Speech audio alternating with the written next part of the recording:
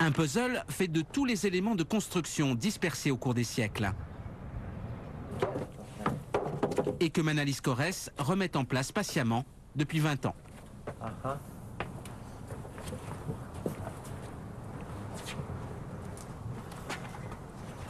La recette, un regard, une mémoire et du génie.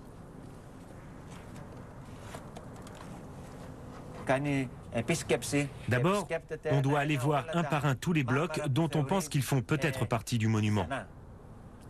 On les observe très attentivement un par un, de façon à mémoriser leur image. Ensuite, on isole les quelques pièces que l'on considère comme probables. Les autres, elles, sont immédiatement rejetées. Ensuite, on fait des essais. Et une fois sur 10, et on peut dire que c'est une très bonne proportion, l'essai est couronné de succès. Ce qui veut dire que 9 fois sur 10, c'est un échec. Et Manalis Corrès fait sans cesse de nouvelles découvertes. Les restaurateurs n'ont qu'à s'adapter.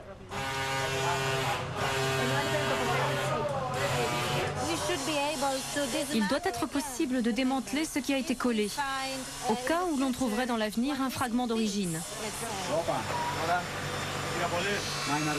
Un dernier détail, le marbre neuf n'est pas là pour des raisons esthétiques. Il doit faire la liaison entre des fragments disparates qui, sans lui, ne pourraient pas être rassemblés.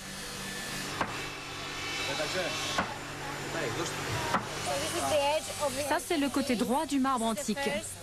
Voici le premier fragment, le deuxième, le troisième fragment, le quatrième. On a un petit ici, un cinquième et le sixième. Nous avons donc réuni 6 morceaux de marbre antique. Ça a dû être un véritable cauchemar pour Manalis Corrès. Oh oui, je crois qu'il adore ça. Il aime ça et c'est pour ça qu'il le fait si bien. Parce qu'il y pense sans arrêt? Oui, imaginez, pour réunir 2 morceaux de marbre, dont l'un est ici et l'autre est à 500 mètres d'ici, il doit mémoriser ce genre de détails. Vous voyez les veines du marbre? On peut dire avec certitude que ces 2 morceaux vont ensemble. Mais la difficulté, c'est de visualiser et de se souvenir de ces particularités. Et ensuite d'aller chercher l'élément correspondant, quelquefois très loin d'ici. Un véritable casse-tête qui se complique encore quand on sait que l'Acropole a connu au fil des siècles d'importantes transformations. Prenez l'exemple de ces blocs. Parthénon antique, période romaine, période chrétienne. Il faut mener l'enquête. Par exemple, ce mur entre ces 2 colonnes, il cache un escalier. Un escalier qui menait au Moyen-Âge au clocher de l'église, quand la foi chrétienne remplaça le culte d'Athéna. Mais regardez plutôt. Le Parthénon classique fonctionne jusqu'au 7e siècle. Ensuite, église byzantine, puis catholique. Enfin, quand les Ottomans arrivent dans les Balkans, un minaret fait son apparition. Le Parthénon est devenu une mosquée et le restera pendant près de 4 siècles.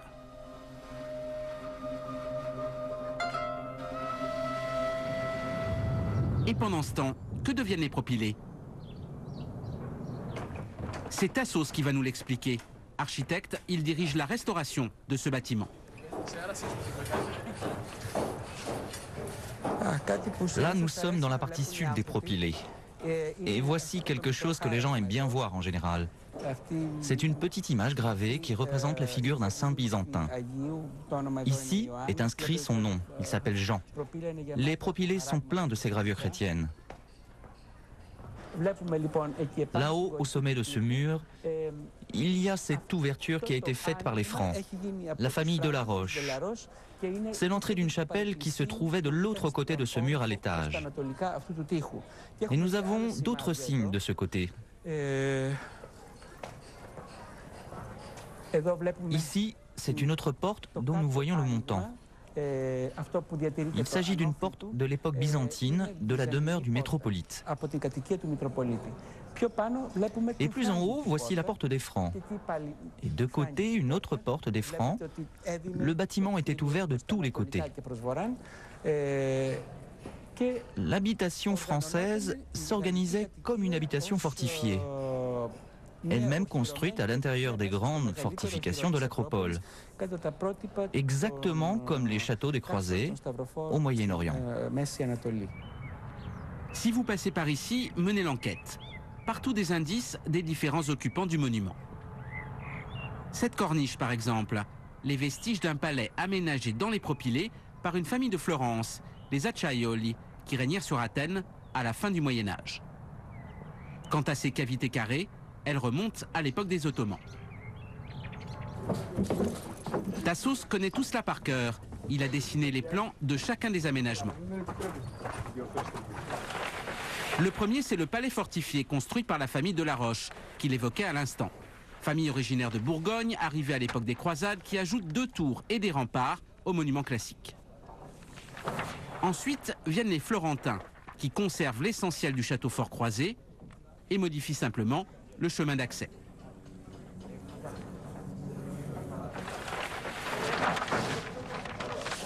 Et puis dernière période, l'armée ottomane, qui place une batterie de canons à l'intérieur des propylées.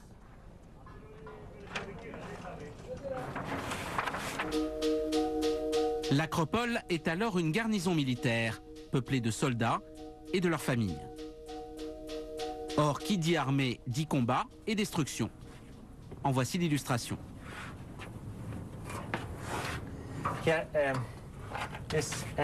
Regardez, vous voyez ici la cavité à l'intérieur de laquelle, dans l'Antiquité, se trouvaient les renforts métalliques. Et regardez ici à présent, on voit des traces de pics, et ça c'est délibéré. Ces gens-là cherchaient du plomb, particulièrement à l'époque où l'on utilisait le plomb pour l'armement, pour les armes à feu. Ils prenaient le plomb qui était à l'intérieur? C'est ça exactement. Pour faire des armes? Exactement. Avec l'apparition des armes à feu, ils ont commencé à maltraiter, à saccager les monuments antiques. Ils cherchaient les métaux utilisés à l'origine pour renforcer les blocs. Mais le pire est encore à venir.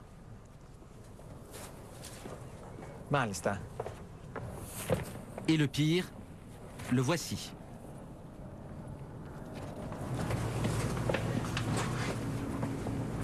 Ici, ici,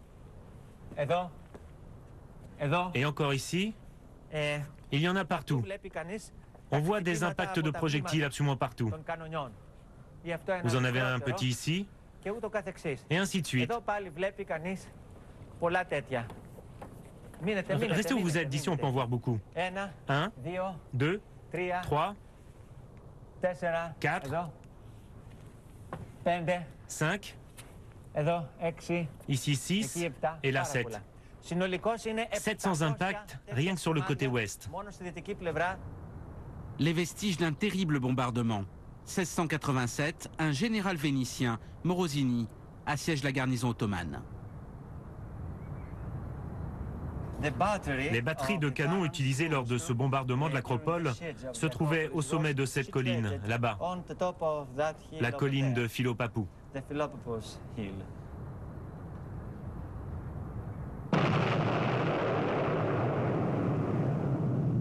Un boulet pénètre à l'intérieur du Parthénon et fait exploser la poudre qui s'y trouve. Jamais l'ancienne toiture ne sera reconstruite. L'édifice sera désormais exposé aux intempéries. À l'intérieur